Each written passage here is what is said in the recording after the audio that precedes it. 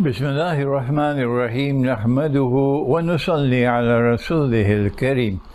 We greet you on this, the 27th day of the blessed month of Ramadan with Assalamu alaikum wa rahmatullahi wa barakatuh. The juz for today, go to my book, The Quran and the Moon. On the 27th day, it begins with Surah Al-Qiyamah, goes to Surah Al-Insan, Surah Al-Mursalat, Surah Al-Naba, and ends with Surah Al-Nazi'at. Now then, we're speaking about the footprints of the Antichrist, and our Christian brothers in particular would be tremendously interested in learning what our Prophet, Allah's blessing be upon him, has said about the Antichrist, as only a prophet could speak.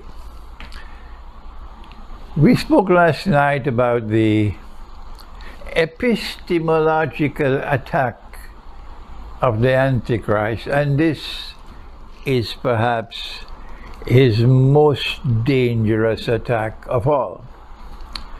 And if we succumb to this attack, we would be rendered a people who would, like him, would be jasads, meaning we would be internally blind. We would not be able to ever reach Majma'ul Bahrain, the place where the two oceans meet. The ocean of knowledge externally acquired, and the ocean of knowledge internally received. And these two oceans of knowledge are harmoniously integrated. This is Khidr alayhi salam. This was Maulana Jalaluddin Rumi, one of the rivers which came from Khidr alayhi salam. And Khidr is so much like Jesus. And from Khidr to Maulana Jalaluddin Rumi, and then so many rivers came from him, and one of them was Dr. Muhammad Iqbal. And so many rivers came from Iqbal, and one of them was my teacher of blessed memory, Maulana Dr. Muhammad Fadl Rahman Ansari. Majma'ul Bahrain, the place where the two oceans meet. And now then, if we are a lucky people and we can survive his epistemological attack, we'll be able to understand and penetrate the next attack, which is also perhaps, some might say, this is his most dangerous attack. Why? The Prophet, Allah's blessing be upon him, said that the Antichrist will come with a mountain of bread, and people will follow him for his bread. How does he get this bread? The answer, he gets this bread, this mountain of bread, which is what the modern West has today, because of riba. The Prophet ﷺ is on Mount Arafat, and he gives a farewell sermon, Khutbatul Wida. Shortly after that, the last revelation came down. We thought it was the last, because Allah says, Ba'da'uz billahi minash shaitanir rajim, revelation came down. Al-yawmu akmaltu lakum deenakum. Today we've perfected the deen. The deen was coming to us from all the way from Adam alayhi salam to Ibrahim alayhi salam to Abraham to Moses to Jesus. And now finally, the deen has come, the one deen with Muhammad alayhi salatu wasalam. And today it is perfected. وَأَتْمَمْتُ عَلَيْكُمْ نِعْمَتِي. And today I have completed my favor unto you. So we thought this is the last. But no. After this Khutbatul Wida, he left Mecca and returned to Yathrib, which today is called Medina. And it was there that one more revelation came down. why did Allah do this? Why did He, after declaring the job is finished, why did He send one more? Except to emphasize to us, now and for all times, that here is where the greatest danger of all. The last revelation on the authority of Abdullah ibn Abbas radiallahu ta'ala anhu is located in Surah Al-Baqarah. I think it is one, what is it? It's close to the end. And Allah says 184, 185, 186 perhaps. He says, بعد أعوذ بالله من الشيطان الرجيم يا أيها الذين آمنوا اتقوا الله. O you who have faith in the one God, fear Allah. وذروا ما بقي من الربا. Give up your demand for riba. إن كنتم مؤمنين, if you are faithful. فإن لم تفعلوا, and if you don't do it, فأذنوا بحرب من الله ورسوله. Take notice, I'm going to wage war, and my messenger, my prophet will also wage war with me on riba. The implication of this last revelation coming down on the subject of riba is because this is where the greatest danger of all is located, and this is how Dajjal gets his mountain of bread. The Prophet ﷺ cursed all four, and he said they are all equally guilty. The one who takes riba, the one who gives riba, he borrows from the IMF and he has to pay, as Pakistan has been doing, even under Imran Khan, and he has to pay the interest. The Prophet cursed you.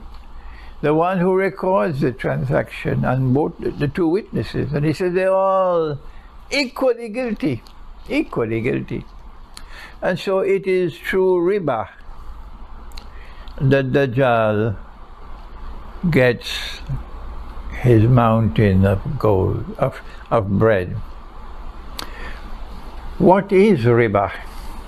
When I go to Britain, I hope to get a chance to speak at length on the subject, but you can't speak on length in 1 hour. So you still have to get parts of the subject. You have to, I have delivered seminars on the subject of riba. I think the first one was in Seattle on the west coast of the United States. It must have been 22 years ago I was in Seattle. I gave the same seminar. It was an all-day seminar on riba in Colombo, in Sri Lanka. I gave it in Sydney, in Australia. I gave it in Kuala Lumpur, in Malaysia. I don't know where else I've given the complete one-day seminar on riba. Riba today, which delivers to Dajjal his mountain of gold, is a subject nobody teaches anymore. It seems as though there is an incapacity in Islamic scholarship to be able to understand and penetrate the subject, and also perhaps they are scared of teaching the subject. And so let us make, I pray that Allah helps me to make this video short. Yes, just a snippet of an explanation on riba. The riba in the modern world comes basically from two ways. Number one, it comes from the money. What is money? And number two, it comes from the banking system. Although the Prophet ﷺ defined riba as any transaction, not just money being lent on interest, any transaction, listen carefully, I'm going to speak slowly, any transaction, excuse me, based on deception, which delivers an advantage, a gain, a reward, which is unjust, is riba. He says, if you meet a man coming to the market to sell his goods, he has a truckload of durians. If you've never ate a durian, you don't know the king of all fruits. It's in Southeast Asia. He has a truckload of durians. and you meet him outside of the market and you buy his truckload of durians from him. And when he goes into the market, he discovers he could have gotten a better price. The Prophet said that's riba. The price in the market was a higher price.